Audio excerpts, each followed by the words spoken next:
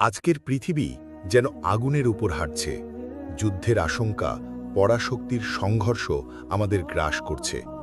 রাজনৈতিক অস্থিরতা, সাধারণ মানুষের জীবন বিপন্ন। ব্যাংকে টাকা রাখতেও মানুষ নিরাপদ বোধ করছে না। চারিদিকে অশান্তি, দ্রব্যমূল্যের লাগামহীন বৃদ্ধি। মানুষ বেঁচে থাকার জন্য প্রতিদিন যুদ্ধ করছে। মুসলিম সমাজের করণীয় কি? প্রথম কথা, আমাদের বিশ্বাস রাখতে হবে এই দুনিয়া স্থায়ী নয়। আল্লাহ বলেন, কুল্লু নাফসিন যায়িকাতুল মাউত। প্রত্যেক প্রাণীকে মৃত্যুর স্বাদ গ্রহণ করতে হবে।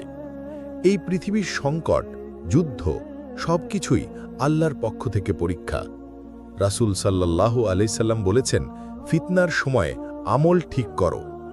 প্রথম করণীয় আল্লাহর দিকে ফিরে আসা। আল্লাহ বলেন, আলা বিজিক্রিল্লাহি তাতমাইন্নাল কুলুব। নিশ্চয়ই আল্লাহর স্মরণের মাধ্যমেই অন্তর প্রশান্তি লাভ করে। নামাজ, কোরআন, দোয়া এগুলোই শান্তির পথ।